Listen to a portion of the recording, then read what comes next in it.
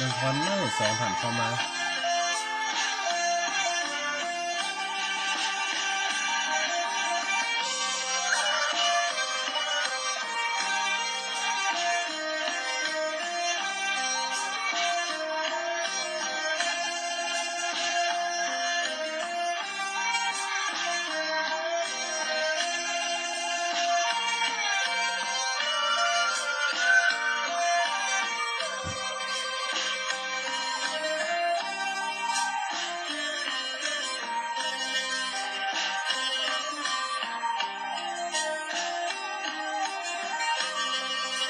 สาธุโยมแสงดาวลูกพ่อแก่ขอน้ำจิตกราบนมัสการพระเดชพระคุณเจ้าหลวงพ่อค่ะ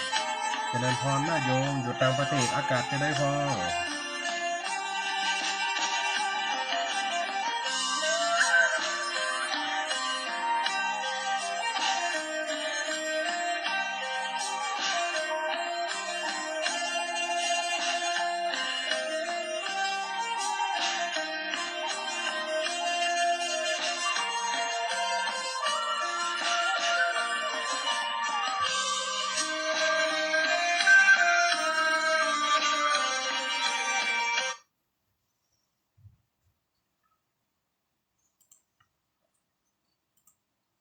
เสน่ห์การลงมาป้ากันแล้วปีแก้วน้องแก้วคนฟังทั้งหลายบทข่าวธรรมะเอามาขยายเรื่องเราใดจักมาเราโอ้เจิ้นยิงเจิ้นใจจุคนจุโหมีใจเตียนสู่เราฟังมาได้เนื้อแก่เท่าปันกลางไฟลังบัดยังตัวหมอนค่า FM 106.50เปิดฟังรอทาทุ่มหนึ่งไหลมาหยัดมิดเฮามาปะกันประจำทุกวันอาทิตย์พี่น้องศรัทธาเปิดฟังสอนใจสอนจิตช่วยปลูกช่วยฟังกำข่าวฮือยังสืบต่อไปหน้าหอเจริญสุขเจริญสีเจริญมีเจริญไว้เจริญจิตเจริญใจเพียงยังศรัทธาสาธุชนคนฟังรายการสถานีวิทยุ FM 106.50 เมกะเฮิรตซ์ปอดกระจายเสียงณบุญวัดบุญยวาสวิหารพระอารามหลวงกระจายเสียงณตอนนี้ส่งกระจายไปทั่วทินแดนแค่นล้านนาลำปางเชียงใหม่เชียงไฮ้พะเยาแปะน่านตั้งใดก็ดีตีได้เปิดรับฟัง FM ตีได้ก็ลิงก์สัญญาณไปแต่ละตีแต่ละต่างแต่ละจังหวัดฟังคืนฝ่ายหินก็ดีฟังคืนสีขาวเพื่อเช้าประชาก็ดีฟังคืนห้อยตองซักก็ดีเวียงปะเป้าลีดีโอแมกจานโมเดิร์นก็ดีตีได้ก็ลิงก์สัญญาณไปเฮาก็ได้มาปะมาพบกันทุกวันอาทิตย์เนอะอีพ่ออีแม่ช่วงนี้อากาศก็ยังเป็นฝนตกเหมือนเดิม ช่วงนี้ก็ฝนตกอยู่บัดเดียวนี้ก็ขณะที่จัดรายการก็ตกอยู่โปรยปลายนะตกอยู่โปรยปลายอีพ่ออีแม่คนฟังรายการนะส่วนที่สถานการณ์ก็มีหลายอย่างหลายอันเกิดขึ้นในประเทศไทยก็ส่งกำลังใจไปทุกที่ทุกทางทั้งน้ำท่วมก็ดีตั้งที่เพิ่นเกิดการสู้รบก็ดีเฮาบัดได้ทางสถานีก็ได้บอกว่าบ่ฮืออูในเรื่องสิ่งที่เป็นสงครามแต่ว่าแค่ส่งกำลังใจไปก็ถือว่า ขอให้สิ่งศักดิ์สิทธิ์ทั้งหลายคุ้มครองผู้ที่เป็นรั้วแห่งชาตินะขอให้อยู่เป็นกำลังและมีอายุมันยืนยาวปราศจากอันตรายทั้งหลายตั้งคนตีตั้งเกิดอุทกภัยตัวหรือว่าการสู้รบตัวและก็เหตุการณ์ต่างๆเนาะที่เกิดขึ้นทุกอย่างก็ย่อมจะมีเกิดขึ้นตั้งอยู่ดับไปเดี๋ยวมันก็จะคลี่คลายไปตามในเนี้ยตามเวลาของมันเนาะอีพ่ออีแม่เนาะคนฟังรายการที่เข้ามาหอมาชมกันหรือว่ามาฟังทาง Facebook ไล่ตัวโยมแม่สมศรีใจบุญแล้วก็หลายๆท่านเข้ามาทาง Facebook ไล่ก็ดีเขาก็ยังอยู่ในหลีย้ายธรรมสอนจิตสอนใจเมื่อพระองค์สัมมาตวนเตียวในวัฏสงสารได้เกิดเป็นโปลาเบาน้อยได้เกิดความทุกขเวทนาต่างๆเขาจะได้อูลืมอูหลังเนาะเจริญพรยมสังวานจันแก่นด้วยกับสาธุเจ้าอันนี้ฟังทาง Facebook ไล่เนาะตั้งอีพ่ออีแม่ คนฟังรายการบางคนก็มาดูย้อนหลังบางคนก็มาดูย้อนหลังแม่สมศรีใจบุญกับไว้พระอาจารย์ชมอยู่เจ้าชัดเจนดีอันนี้ก็คงจะอยู่ตั้งเจียงไฮ้นะเพียงป่าเป้าจ้ะที่แม่ฟังทั้งวิทยุฟังทั้ง Facebook ไลฟ์ต่างๆนานานะวันนี้ก็เป็นปฐมฤกษ์ในการเทศมหาจารย์ยุคแรกเนาะของสถานีเฮาที่วัดบรรพตสถิตเนาะมีตังคาถาปั้นมันไหลเก้ามันไหลปลายครูบาอาจารย์พระเจ้าพระสงฆ์ที่จัดรายการในหลายรูปหลายองค์หลายตนก็เข้าไปเทศนาธรรมหลายอย่างรายการต่างๆในกลุ่มเปิดก็ได้รับการฟังเทศกันทีหนึ่งหลวงพ่อพระครูอุดมศิริทัตน์พระครูหลวงพ่อพระครูหลายตนพระครูสังฆลักษณ์ได้รวมปัจจุปัจจัยเพื่อเข้ามาสมทบในการตั้งสถานีย่อมจะมีการใช้จ่ายพวกแม่แต่ละเดือนน่ะโอ้ตันสื่อเนาะไฟฟ้าเนาะมันถ้าเปิดกับเครื่องอย่างวันขำคืนหงอีปล่อยแม่เปิดฟังรายการวิทยุถ้าห้ามเปิดแอร์เครื่องนะคุมความเย็นไว้มันก็จะห้อนจะไหม้เดี๋ยวก็ดีเดี๋ยวก็หายอย่างอีปล่อยแม่ได้ฟังน่ะบางคนก็โทรมาหายไปละพระอาจารย์ตั้งใดก็ขาดสายขาดหายไปมั่งเป็นตั้งตินะอีปล่อยแม่เนาะอันนี้ก็คือความตีดำรงไหวคงไหวก็คืออย่าให้สมบูรณ์ที่สุดอย่าให้จัดเพื่อการควบคุมให้ถูกตามระบบมันย่อมจะใจทุนหรือปัจจัยเพราะว่าตั้งคืนที่เขาจัดรายการน่ะที่ตั้งอยู่ถึงวันเนี้ยเราได้มีคนเขาสปอนเซอร์นำมาเหมือนสถานีที่มีโฆษณาของเขานี่จะมีกับธรรมะธรรมะอย่างเดียวนะโยมท่านตั้งหลายที่เข้ามาฟังเนาะโยมแม่สมศรีใจบุญเนาะโยมแม่ที่พรฟูคำเนาะแม่พิสมัยแม่สมศรีอีแม่ฟังถึงวิทยุถึงเครื่องเอ็นเนาะเขามาโอ้เหลืองเจ้าโปลาวันนี้ม่วนเด้อวันนี้ม่วนเขาโอ้ถึงเจ้าโปลาตอนติไปขอนางอินปันไปขอนางอินปันที่เมืองปัญจลนครป่อนี่ปงปันเฮือแล้วป่อนี่หมอบให้เจ้าโปลาน่ะเสนาอามาตย์กำขันไปขอแต่ว่าเจ้ากาโวนผู้เป็นปีไอนิ่มฮือต้องวันนี้ม่วนเด้อขนาดแต่งต้วยกับน้ำตาหน่อยต้วยนะออกตับออกซื้อกันลูกวันนี้นะวันนี้จะออกตับออกซื้อกันจะสู้กันจะชิงเพื่อความเป็นศักดิ์ศรีความเป็นศักดิ์ศรีเพราะว่าเปิ่นไปขอแล้วเจ้าขอเจ้านายขอนายว่าแล้วเปิ่นฟังและจะเกิดกำลังสู้รบกันสุดท้ายมาเสนาทหารบริวารเจ้าบ้านเจ้าจองตายกันแน่นหนาเมื่อตายแล้วปุ๊บเจ้าพญามาเกิดว่าจะมาตายเพื่อไม่ยิงคนเดียวเป็นไปมันได้ก็นั่นจะจุนจ้างกันม่วนเด้อเรื่องนี้นะกระแตงตัวกันหน่อยใจด้วยเขาเป็นคนขี้ให้อีกบ่อยไหมคนที่เป็นนักประพันธ์เนี่ยจะมีความรู้สึกหนึ่งจะเอาตัวเก่าเข้าไปเปรียบในบทละครแล้วก็จะเขียนออกมาได้รสได้ฉาดมีทั้งซึ้งทั้งบู๊ทั้งเศร้ามีหลายอย่างเนาะเจ้าพญากาบุญไปขอแล้วได้กำนันนันตเสนอามาตย์ผู้เป็นเสนา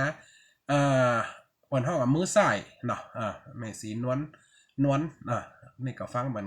ตามาโอ้ก็ฟังเหมือนกันเจ้าเนาะไอ้กิษณะเนาะกิษณะคือปะละก็ฟังเหมือนกันหลายคนเนาะกำนันเจ้าปุระก็เฮือนันตะนันตเสนน่ะควักสลักเรียกว่าแกะสลักเป็นหูบอกเอาไปเอาบอกนี่เพื่อจะไปเปลี่ยนตัวนางอินปันกันนั่นจะม่วนแล้วเนอะสู้หกกันไกลจะจบแหมผูกเดียวติดหน้าก็จะเอาวสานละเอามาฟังตอนที่เก้าเมื่อตอนที่เก้าเมื่อเจ้าปุระได้หนังบ้านขีนเมืองจักไปเอาลูกของพญาเมืองปัญจลาเอานางอินปันมาได้กำได้ฟังกันในบทที่เก่าเนอบทนี้อันนี้เป็นออกซึกละจะม่วนละ เมื่อเจ้าโปลาบุญลานอดลาบุญเปืองนั่งบ้านกินเมืองเวียงวังกลางบ้านคนตั้งหลายก็มาเก่าตานกลมกับการนบน้อมเป็นพญาลูกน้องแวดล้อมเห็นแห่อ้อมคบยำก็มากึดหากู้ประจำจะเฮนั่งตั้มแอบอิงร่วมคาง กล่าวถึงเสนาลาบอาสาอังนันตะเสนนันเล่าขี่ยนต์หงไปเมืองแห่งเต้าปันจะราเจ้าน้ำมีอันละสปายถงเอาวอกสลักไม่ไป สปายวอกไม่ควักใดดีหลีหอดยำราตรีกลางคืนเม่นมันก็สำรวจยังเวียงวังอยู่หันปราสาทงามขวังคุมไปสำรวจปราสาทว่าโอ้นางอินปันนอนปราสาทใดป่อเจ้าอินปันอยู่ตั้งใดพญากาวุนปีไอนอนปราสาทใดโอ้โหละกำนันย่อนลงไปเจริญพรเด้อโยมแม่เปงปียันนั้นเขามาฟังเบ็ดเฮ็ดบุกไล่สุพรรณธรรมันลังกาตะคูนเรศละอ่อนเจียงไฮ้เจริญพรเด้อเจ้าพญากาเจ้าตันตระศีลเปิ้นห้องว่าศีนาสายเข้าไปสำรวจแล้วโอ้หันใส่หอปราสาทละโอ้อันนี้หอปราสาทนางอินปันแน่นอนเนาะจะเข้าไปยำพอเอ็นหรอหอปราสาทตั้งความคุมหันคนนอนลับอยู่หันลุ่มปุ่มมันก็ซุ่มเข้าตันใดสวดมนต์ลันนึกขวาลับไหลเอาแม่นายอินปั่นน้องลาหมุนกระถาอย่าโอมกระถาน โอมติดนะติดเนิบมันเข้าติดเกือบนำเนบเอ็นเป่ากระถาพัวโอ้รับกันหมดตึงบันตึงเมืองอันนั่นเอาวอกไม้เข้าไปห่มฟ้าแตนลักเอานางอินปันใส่หลังหงเอาคนใจมาแหม7 คนเผื่อจะไปฮือฮับใจนางอินปัน เขารับไหลเอาแม่นายอินปันน้องลาแล้วเอาวอกตนวางแตนนอนลาคงปาลาตีนานได้นางอินปันก็6 จันใส่หลังหงเจ้าปาสานมาถึงปราสาทไผยังบ่หันเอานางบัวบานวางไว้ในห้องมาหอดเมือง4 ปีแล้วลูกเอานางอินปันไปนอนไว้ในห้องปราสาทพร้อมตึงสนม7 คนอยู่ป้องอันเป็นสาวนางก่อมใจราตรีญาแจ้งมาฝากย้ายนางก็ตื่นได้เลี้ยวปันตกสลังหน้าเมิดใจวันห้องให้ควนค้างว่าที่ไหนนี่โอ้ยตายตื่นมานางสนมตั้งหลายสูญยังบันลูกเห็นบ้านไหนเมืองไหนเขามาอยู่อย่างนี้เห็นหรอสะดุ้งตื่นมาเจ็บบ้านตัวเมืองตัวตกใจเววาลำล่องว่าที่ในนี้ส่วนนางสนมก็มาปนปียินเสียงแม่นายร่ำร้องต่างก็ตกใจให้ห้องบ่ฮู้เขตบ้านล้านไทยจะเป็นเมืองยักษ์ต่างเขตคงไข่พี่สร้างยังไพลักนางมานี่ลวดสยบตายโอ้ยขาดใจตายก็ตกใจหรอกบนลักหนีกลางคืนโหฝืนมาเจียมึงตรวจเป็นล้มเป็นแหล่งโกนพุ่นตับนะพอใจปนปีกาญาอินสีเหยือกยาวยามนั้นโปลานเป็นปอดเต้ายินเสียงน้องเนาเว้ยวายเข้ามาพอหันนั่งได้ตายก็เรียกเจ้านายเสนาข้าเฝ้าโอ้ยเสนามาดมีตั้งได้หมดไปลักเอาลูกเปิ้นหลานเปิ้นมาเดี๋ยวนี้นางผมนางอินปันตายเสียละล่ะเนี่ยจะได้นี่เห็นหรอเอานั้นตะเสียนตัวเอามาตัวแก้ไขเลยนั้นตะเสียนโอ้หายห่วงพะยาข้าไม่เป็นไรเดี๋ยวจะมุนน้ำเห็นหรอเฮาเสนาเข้าเฝ้ามนน้ำต้นงามมาหดใส่เจ้าก็จื่นขึ้นมานั่งลุกนางก็ให้ใจมัวขุนมุกว่าเจ้าปีข้าเมืองใดใส่สั่งมาจินนี้ นางบ่เปิงใจยังบ่เข้าไปขอกับป่อคาไว้สาบัดเจ้าอันเนี้ยกะเจ้าพญาโปลาเนี่ยหยังพระองค์ย่ำไปขอกระป๋อกับแม่ข้าดีๆอย่ามันอุ้มลักหนีเหมือนใจละนี่มั่มใจหีบบ้านกองเมืองละอย่าพญาโปลาโหน้องอินปันมันแจ้ว่าอ้ายไปขอรู้อ้ายเนี่ยเฮือคนไปเสนาอาปาดอามาดต่างคนต่างไปแปลงขันคำไปเจิญแปลงขันเงินไปทองเอาเงินคำไปกองนั่นนะป้อนี่โป่งให้แล้วรู้ละอ้ายตัวน่ะเอ็นหรออ้ายของน้องน่ะเอาพญากาวนน่ะอู้กันได้วิจัยจะตีแล้วตบภาพลงเจิงกลางหอลงหลวงอ้ายกับอ้ายเนาะเอ็นหรอนางก็เลยดักปากมันเป็นความจริงเอ็นหรอยังบ่เข้าไปขอกับปอดเจ้านมัสการครับเอ็นหรอนัทธพงษ์แหมโคนไพหมดเดิมได้หันหน้าทีขอกาป่อขามาลักเอาหนีบ่สมกาหน้าตัวเป็นผาญาแต่เจ้าโปลาก็เอากำแปว่าฟังก่อนเจ้านงครานเมื่อข้าใจเหล่าเสนาหันไปขอวนวันกับป่อแห่งเจ้าเปิ้นครับจำนี้เปิ้นไล่ครับจำบ่รับฮือเข้าร่วมแผ่นดินเมืองวานลัดหันคานี่เป็นคนอัตตาคัดดอกสัตว์ว่ากำไหลไปป้อยิงอีน้องเปิ้นบ่เปิ้งใจเป็นคนเลี้ยงควายได้มานั่งห้องน่ะดูถูกดูแค้นไอ้นั่นนะว่าเป็นพญาเลี้ยงควายมาก่อนหนาวดูหมิ่นดูดำกันน่ะย่ำเอาใจกันสักหน่อยเมืองไอ้กับเมืองใหญ่ลูกข้านี่กลัวเวียงอื่นเต็ดต้องจะมาเอานางรวมซ่อนเลยเอามาไว้ขอนายยอดมอนเอามาไว้มันได้ดินะย่ำเอามาแต่งงานเถอะขอนายยอดมอนอย่าถือโตดข้ายิ่งนางมาอยู่ร่วมซ้อนเสียก่อนเป็นอย่างวันนาก้อยวางหาต่างปิกนาก้อยไปสู่มาดำหัวสวยนา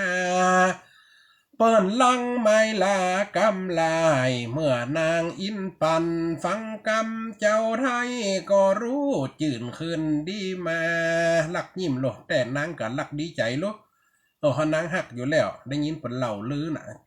พระเจ้าโปลาเป็นคนเก่งกันลักหักเปิ้นในใจโดยมหันนานางก็ยินหักต้องสีเนหาฟังเจ้าโปลากูบาทกูถอยย้อนถึงปาลาเมืองป้อน้องน้อยเกิดโกลาหนแต่เล่ากันลูกมาตกเมื่อยามเจ้าหันวอกก้างเท่าวุยไวโลหลักนางอินปันมาเหลียกะก้างนอนห่มผ้าอยู่หันไต่ปราสาทเป็นเส้นเป็นสายคาราชยิงใจเดือดซานันกองเขาก็เปิดดูที่ในหอห้องของอินปันน้องไทยโอ้ตายวอกที่ไหนมาทันยำเงียบหอปราสาทนั่งอินปันวอกก้างเป็นร้อยตัดตายแล้วคนกับตัดยกมีดเขาฟันเขาบันกกหนึ่งตัวกลายเป็นสองตัวเอาละซูมได้กระเดือดโกละหนกันกะ ลวดบ่อหันนางมีแต่วอกไม่เป็นตัวดินใดไปมาก็โจรัดทึกเดือดกันนักหนาปอฝ่าญามีใจฮ้อนไม่นามะเฮซีอ้อยแม่เปิ้นก็มาโศกไม่จ้าลำพันบ่ย่างว่าเป็นยักษ์พี่เข็นเจ้าจ้างกาว่าโมเนตคนทันมาจับลักลูกฮักเตรียมขวัญบ่ฮู้เขามันยังทำเจืออีดแม่ก็ให้เหาหมูหยักหมูเย็นหมูคนทันตั้งหลายปุริศาสตร์มาลักเอาแน่นอนน่ะเนี่ย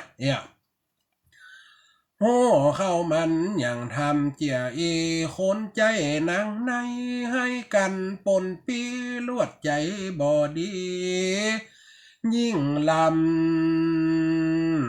ปีไอกาวนก็มาว่าซ้ำกูไข่หันหน้าเจ้ามัน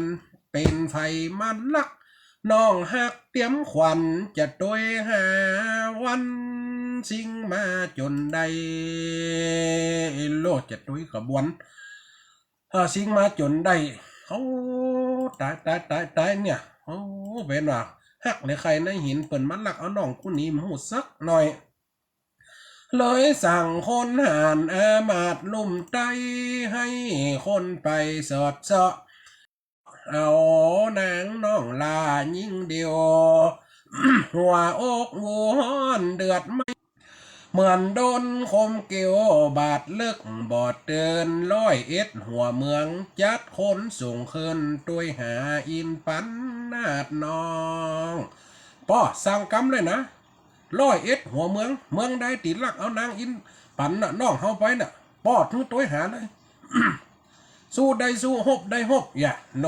สั่งกำตั้งหลายสั่งคนเสนาอามัดออกไปซ้ายไปขวาไปไตไปเหนือตกออกไปมดไปซ่อหานางอินปันไปตั้งใด โดยหาอินปันนาดนองได้เกิงเดือนไปบ่อปะสอดก้องแดนห่อห้องเมืองใดยังมีปอกาหน้าว่าออกหายว่าข้าจักไปเมืองหนึ่งว่าอีปาราณสีบ่อไก่จากนี้ข้ามีวิธีว่าไว้ปอกาสาเป้าไปถึงเขตค่ายเมืองใหญ่ว่าได้แสนวามเป็นอย่างพระองค์ตะโศกตะตุกเดี๋ยวข้าจะไปตัวหาแห่งเมืองหนึ่งนี่เมืองปาราณสีเนี่ยเป็นเมืองใหญ่เมืองกว้างข้าจะไปตัวหาพอข้าเป็นปอกาหาขายคว้าไปขับข่อยจะแสนว่ากันจักเข้าวังก็ยากเหลือตาจอดนาว่าเอาไว้ตากวางแล้วแต่งแปลงย้อมตัวแต่งสร้างเป็นองค์สามานาหัวโลนเอากำนันปอกก้าสะเปาแต่งเป็นตุเจ้ากะเป็นสมณะหัวโลนเข้าไปเพราะว่าเมืองปาราณสีเนี่ยเป็นเมืองใหญ่เต็มว่าเมืองน้อยๆนิดๆใครเข้าหามาได้ก็เลยแต่งเป็นตุเจ้าเข้าไปแต่งเป็นสามณะหัวโลนเอาฟ้าลังกามาปันปอกป้นเข้าไปถึงเขตเวียงวังยามเมื่อนานบ่ฮือฟิตฝังก็ไปหลอดยังเขตพระศาสตร์ซอยของนางอินปานธิดานอนน้อยสาวยิงเล่าแว่นฟ้าเมื่อนางหันตุเจ้าวาดว่าเดินต่อหน้าเวียงใจนี่มนตันพระใส่บาทย่อไขขอองค์ไหนจุงยุดยังทาปอกาสปอกกับมัดแต่งตัวเป็นตุเจ้าเข้าไปโอ้อันนั้นนางอินปันแต่ลูกจะเขาเนี่ยจะได้แต่งตัวสงบเสงี่ยมไปเนี่ยตุเจ้าป๋อมมีตั้งแต่สมัยโบราณแล้วนะ นางอิมปันกันยกมือใส่บาตรโอ้โหละเดี๋ยวกูจะไปบอกพญากาวนแล้วเดี๋ยวโหเรื่องแน่หรอกกันนั่นจะโหบกันม่วนเด้อคำนั้นนะจงหยุดยั่งทาเมื่อพระอานาวาปอกาต่างนานใส่ที่ดาเจียงจันก็โหตีไม้ปอใดที่สั้นก็เดินออกหันตั้นตีขึ้นสู่สาเปาเปลี่ยนพาหัวสีออกจากวาลีแม่น้ำตากว้างไปทุนถวายเจ้าใหญ่เอกอ้างพญาวังปอดเจ้าเมืองปัญจาราได้หูแล้วเล่ากาวนลูกเจ้าแจ้งในก็เต้นยงกูตึงฟิตใจหันก็ป้อนนายไอคนใจบาตบขับเป๊ะหันก็ป้อหันขอเนี่ยก็ป้อว่าคนดีเนี่ยบ่ฮื้อมันกับมันลักเอาไอ้โปลาน่ะถือว่าคนตุเรื่องควายได้เป็นพญาบัดได้เรื่องนี้ลูกย้อมจะไปต้วยหาน้องสาวจนได้โลกเกณฑ์เสนาอามัดฆ่ายิงฆ่าใจกะเมืองน้อยๆนิดๆตีเป็นเมืองขึ้นต่อเมืองปัญจลา ขอเมืองไหนละมึนโดโตได้มาเป็น10 เมือง20 เมืองจะไปต้นตัวหาคนเป็นแสนน่ะจะไปตัวหานางงานอินปันน่ะหานก่อป้อนนายไอ้คนใจบาพญาเลี้ยงควาย มันมายามหน้าลักที่ดาน้องไทยข้านี่ฟิตใจเสียจริงลำให้จะไปลู่ได้เอานางก็สั่งพลมาพลจ้างเขตควางเมืองหน่อยเวียงวังตกเป็นไฟขึ้นจะไปหบเอาเจ้าน้องบุญเตือนใจมันสวกเบิ้นยิ่งนักรวมผลการทหารพร้อมพักได้ปอเสนทวนคนใจนะถ้ายังเป็นสู้รบกันยังไทยก็เขมรเดียวเนี่ยนะดาบดาฝ่าไม้สีนาดปืนฝ่ายอำมอกสาไปดาบไปหอกไปดาบกา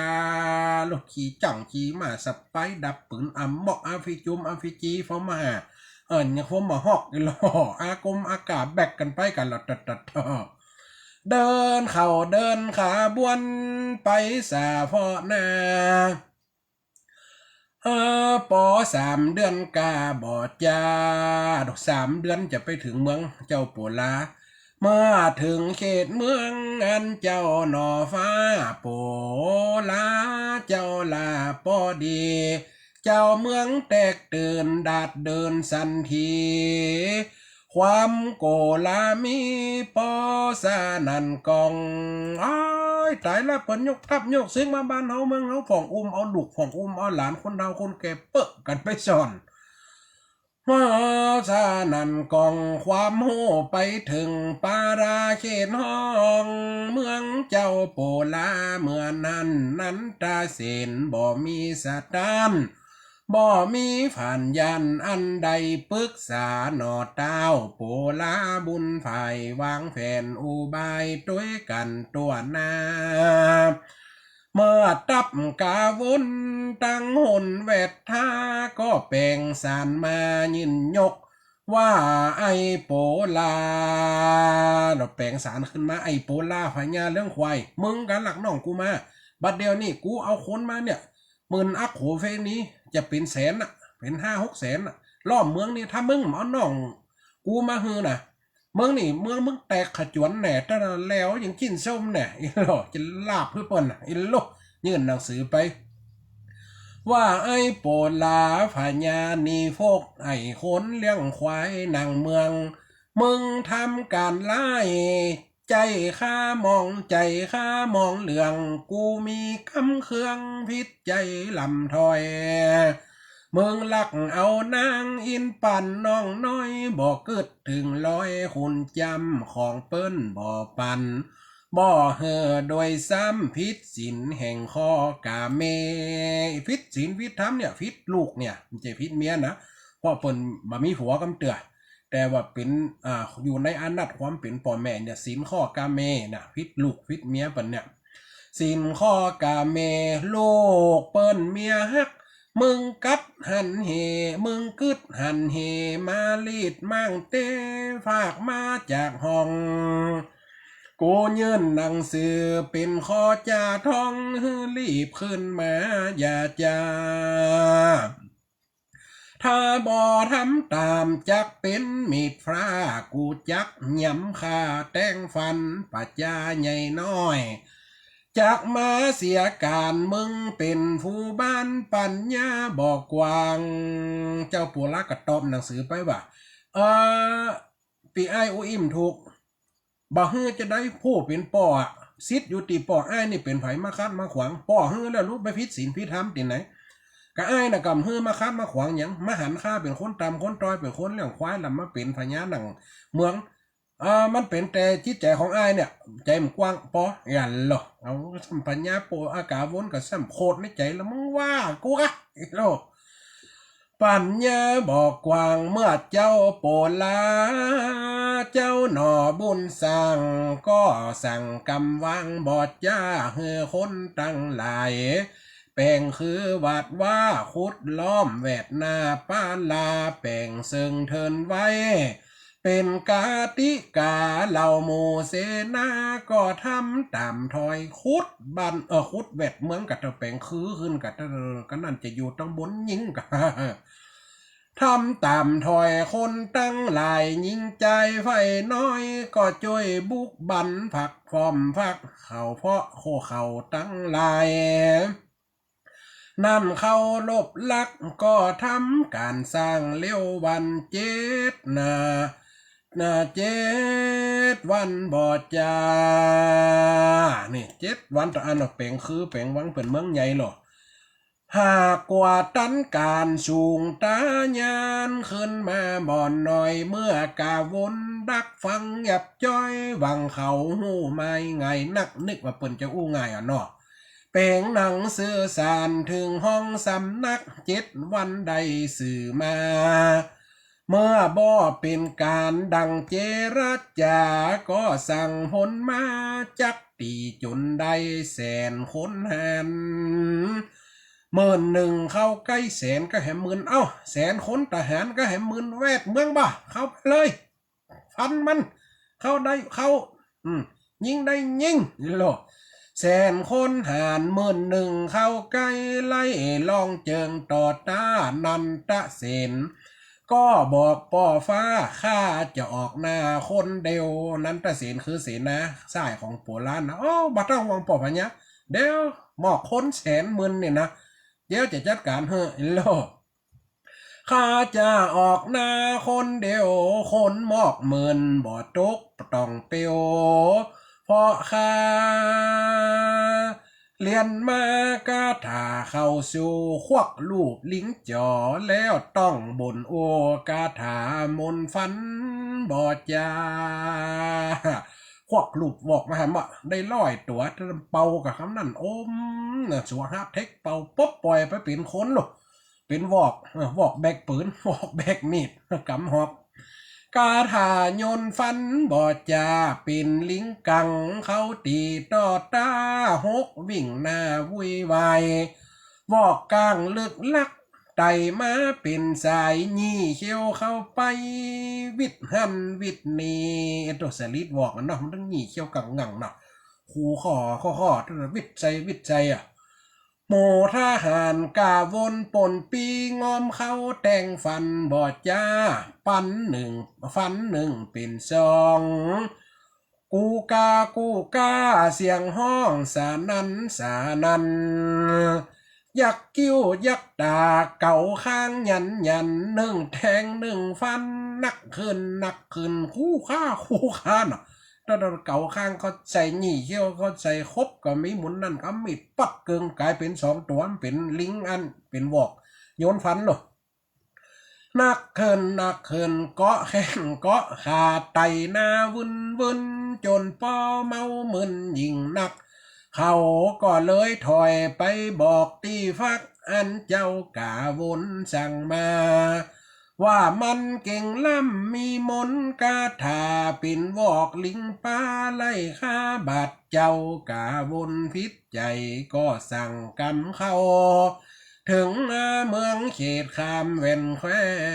นจันนั่นเหรอเอาคนไปสู่กับอาคมนี่ซูมได้เดี๋ยวกูจะไปขอเสนาเมืองตะกาศิลาเปิ่นมีคาถาดีเดี๋ยวกูจะไปขอมาเห็นหรอ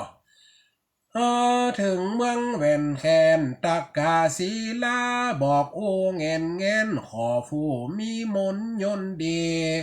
มาสู่ต่อตากับลิงยนผีก็ได้มี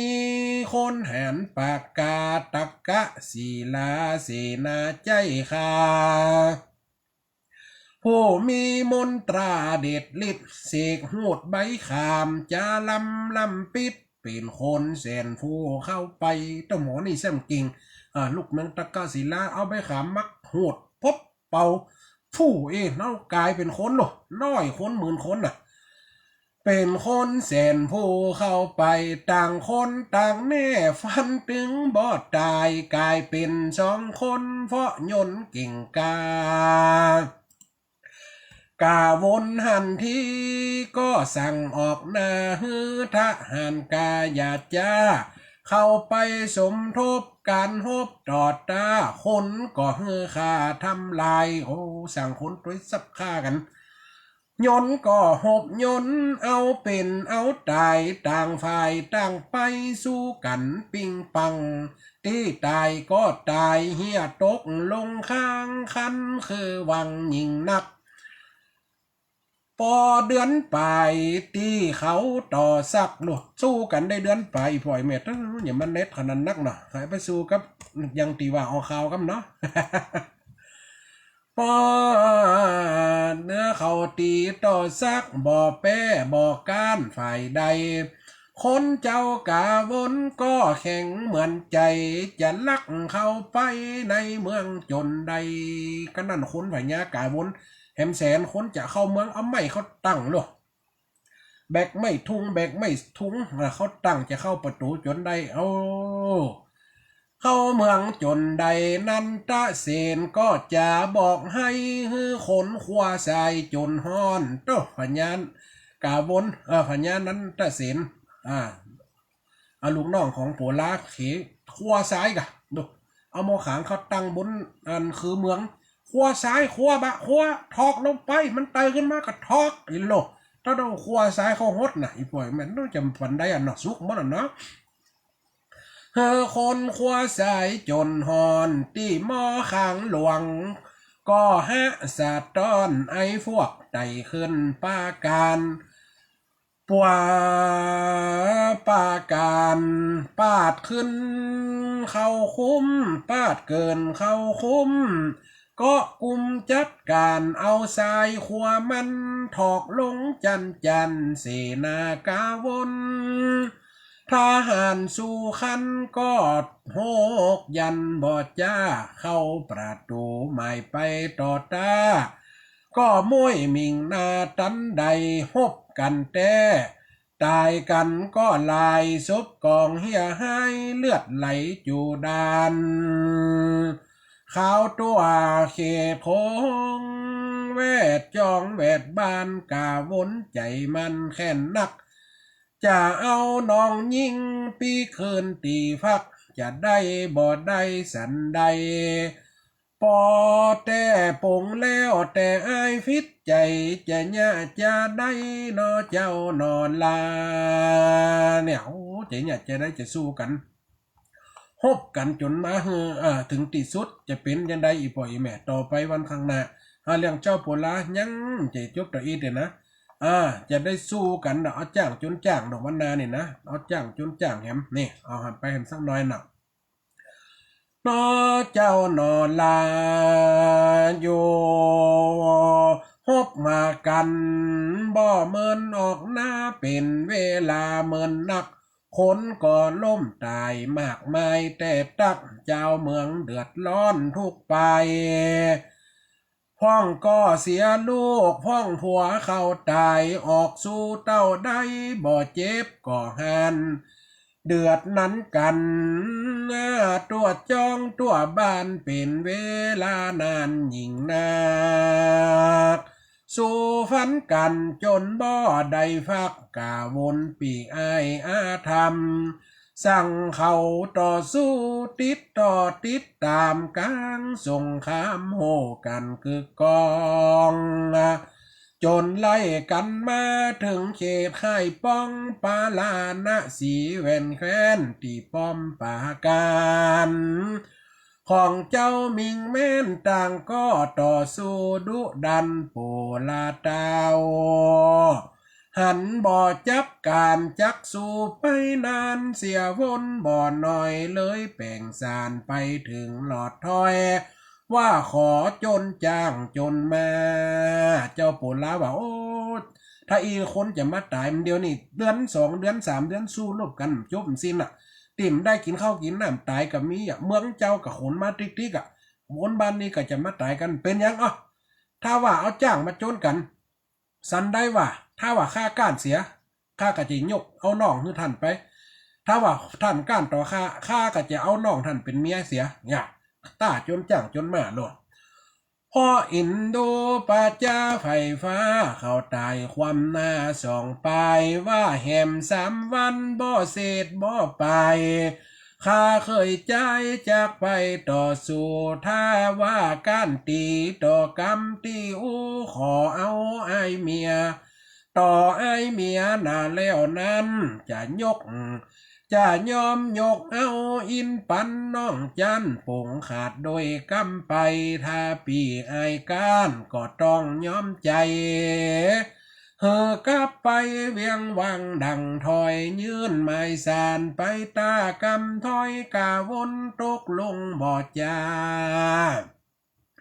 ฮอด3 วันที่ก็ถึงกำตาเขาก็ออกหน้ายินความที่ขวังคุมยังกลางสะนามต่างขี่จ้างงามต่อจามเข้าไก่เอาละบอกำนี่จะเอาจ้างมาจนกันละถ้ารอนี่มันละเด้อ ต่างคนต่างใส่จ้างหัวกำใดก็เข้าแต่งจนฝืดฟัดเอางากับงาจนกันยู่หยัดเสียงสนั่นกองป้าลาเสนาต่างฝ่ายทหารฝนตาส่งเสียงดังมาเคาะไม่ไหลแต้มดอกจ้างเจ้าพญาโปลาถอยเจ้ากาวนกับตบไม่มูเสนามัดกับต่อยไม่ต่อยตอกวงปังปังปังเอาไอ้หรอกคำนั้นจ้างเจ้ากาวนถอยตั้งเมืองเจ้าโปลากับต่อยไม่เขาใส่ส่งเสียงดังมาเคาะไม่ไหลแต้มโหนั้นกันอ้างก็อยู่ต่างก็อยู่ฝ่ายมันสัตต้านพอจ้างจนกันบ่แปรบ่การเอาหน้าจนหน้าตีนยันเสียงร้องแสนตัวแคว้นต่อฐานดูเมามันจนป้อมืดกลุ่มตะรขี้ฝุ่นขี้ขุนขี้ควันมุกมุมป้อมหันตัวเลยถ้าจ้างจนกันเนาะมันถึงฝัดงงฝัดไงฝนเต้าฟงจนพอกันลุมคนก็ซุ่มพอสาวจ้างเจ้าโปลาเหมือนจากอ่อนยาวถอยหลังต่อเจ้ากาวนมันได้ทีใส่เข้าสนเอาหัวเข้าจนซับคอเข้าสู่ไอ้กาวนมันตึ้มเอ็นดูจ้าง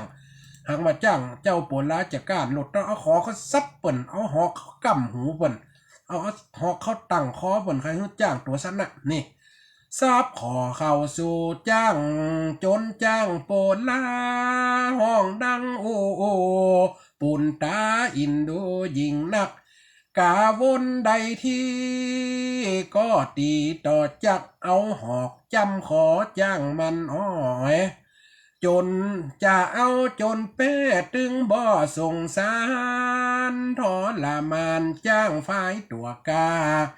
จ้างโปลาหนเอาหน้าจนหน้า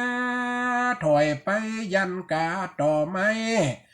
เอาหัวของมันยู่ยันกันไว้เหมือนสู่บอดได้หนที่ปอจะถอดล้นปอจะฮกนี่เจ้าก็อูดีบอกจ้างตัวกาจ้างเจ้าโปลาจะการละอีปอยแม่ถอยหลังคะไปเอาตีนทำข้างไปยันกับต่อไม้สู้ตึมได้เอาหน้าเขาจนเอาหัวเขาตั้งจ้างนั่นก็แห้งแต่แห้งว่าจ้างเจ้ากาวนมันเอาหอกเอาขอเขาซับหน้าผาเปิ่นเอาหอกเขากั้มตีนหูจ้างมันเจ็บเนาะไอ้เจ้ากาเจ้าโปลากะเอามือหลุมหัวจ้างมาไอ้เจ้าจ้างเฮ้ยถ้ามึงซูมได้กะจ้างมันเตอะหมอกกูจะเสียเมียฮืออายไปเหียมเป็นอย่างจ้างมันเตอะก่อยเป้าเลยเนี่ยคนเฮาเนี่ยกำเป้ากับกำกำแข็งเนี่ยนะมันจะเหมือนกันหน่อยปล่อยแม่นเนาะเจ้าก็อูดีบอกจ้างตัวกาว่าคุณจะลาปอดเตอะจ้างค่าเฮาการซักดาเปิ่นนักเจ้าบอกไว้ข้าจักบอกตักยอมการต่อปีไอเมียของใดควันใดของเสียควันเสียถ้าเจ้าอ่อนเฟียฮือหกออกนาเมื่อจ้างตัวงามฟังกำหนอลา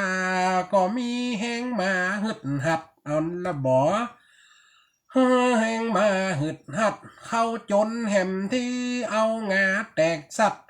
สุดแหงต่อโดยกำลังจ้างกาวนจนป้อโกงล้างห้องเสียงครางโอในกระไดจ้างกาวนซูมได้แล้วกันนะหลังโกมัดตะเลยหางยกมัดเราน้ำมันตกหน่อยปักสวเอานี่เจ้ากะอูดีนะโอ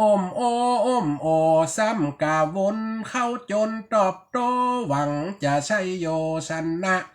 เอาขอเข้าซับหัวจ้างงะหอกเลี่ยมเข้าตั้งเงินเอามันก็ซูมฮะเรายันเคี้ยวเอาบ่อินดูจ้างเจ็บเกินอาสันโคดขึ้นตันควันอดสู้บ่ใด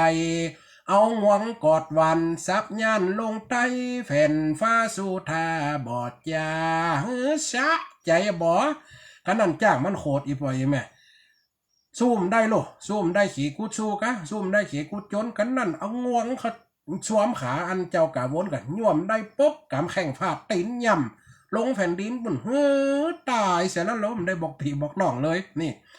สับย่านลงไตแผ่นฟ้าสู่ทาบอดจ้าเจ้ากาวนบอดตันตอบตาใจไข้เข็นค่าเขยใจถูกจ้างมันนั้นซับย่านตากงายลงแผ่นดินสายถูกจ้างไปค่าใจสะหาวบุบตีฟาดหน้ามันบ่อขุนนาเปิ่นลำตายกลางสนามบุญตึงบอกกำจักปิ่นสันใดต่อจ้าพ่อแม่พี่น้องฟังตอนเก้าจ้าตอน10จักมาแก้ไขจนแจงเวลาบ่มีนั่นมาเตรียมแทงขอเอวังลงเต้านี้บทที่เก้าต่ออีก่อนอีกบ่อยแม่ยามเจ้ากะวนตายหลดเนี่ยเปิ้นว่าคนเฮาจะไปคู่กันล่ำไปเขียนกันล่ำเนี่ยเอาเปิ้นจะเอาเปิ้นจนตายหลดแต่ละซับย่านเขาใส่ขอเปิ้นบุบหน้าพาเปิ้นพวกเอาหอกเขากำก้ำสองอันหูเปิ้นโลมันจ้างมันจะเจ็บตัดเนี่ยเนาะมันอ่อนตันนอนนะที่อื่นมันแข็งหมดจ้างกะวนกะซูมไรหลังจะปอกโกอ่ะโอ้ยห้องโอในก็ได้ซูมได้จ้างกะอดได้มึงจะขี่กูตายกูจะเอามึงตายจ้างตั้งนั้นกำแข่งได้เอามาตีนย่ำเลียดออกปากออกคอจะเป็นสันได้กับติดนาอาวสารนี้อีปอยแม่ก็ฟังกันไปเนอะเจ้ากะวนมาตายโดนจ้างค่าจะเป็นสันได้จ้าผมแม่ปิ่นน้องฟังกันไปต่อไปเนอะอันนี้สุมาตรการหบตับจับซึกเนี่ยมันย่อมจะเกิดการไปการเค้นการฆ่ากันโดยความบะมีไม้ถีเนี่ยความไม้ถีความเมตตากรุณาต่อกันว่าคนว่าสัตว์หันก็มันย่อมเกิดความตายแก่ตัวในบทนี้สอนถึงอย่างเนี่ยสอนถึงว่าคนเฮามีสัจจะสัจจะวาทีเปิ่นฮือแล้วก็ควรฮือจะมาเอาคืนอันนี้ตัวย้อมสุดท้ายมาก็จะมาเป็นมาตายเจ้ากะวนมาตายสีหน้าตั้งหลายจะเป็นยังไงพ่อแม่เจ้าโปลาติได้เอาไปปล่อยย้ำน้อยๆจะเป็นยังไงสรุปสุดท้ายติดหน้าเอาวสานติดหน้าจบแล้วจะเอาเรื่องอย่างมาต่อแฮมอีพ่อยแม่เขียนไว้หันเลยกำลังเริ่มแต่งได้2บทอยู่เรื่องจุมปาสีต้นจำปาสีต้นได้2ตอนอยู่เขาก็จะได้มาฟังกันทัดไปเนาะอีพ่อยมาเวลาไหลคนเข้ามาละเหลือแฮม8 นาทีเนาะใครจะโทรเข้ามาฟังจากตั้งใดฝนตกกับจ้าชัดเจนกับชัดเจนอย่างใดกะอนุญาตให้โทรมาปลายสายได้เนออันนี้เสียงหน้าใหม่นะจ๊ะอีหลอหวยแต่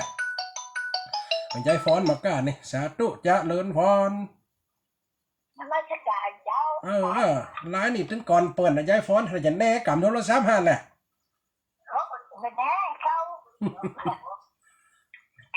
โต๊ะก่อเจ้าไม้ฝน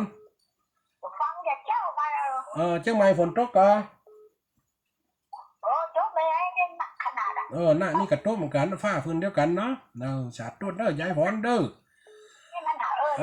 ตอนนึงคนอื่นโทรกันเนาะยายฟ้อนนี่ถึงแหน่เลยเปิดเลยนี่นะ80 ปลายนี่แหน่ขนาดนักเจริญพรถึงกูนี่เรียเปิ่นอันนี้ตะวันแสนต่อวังเหนือนะตกก่อ เอต้องยอกยึดอะไรวันนี้ม่วนกํม่วนมันกะอืม เอ จ อ นจะเดี๋ยวโอ้เดี๋ยวนั้นนะคนนั้นเนาะไฟเอาคนนั้นจำจื่อให้ได้ถ้าตอบได้จะให้รางวัลจำได้อะ อันฟังแต่นี่สาแต่ธุจะเอาจะแต่เลยมันขี้เลือม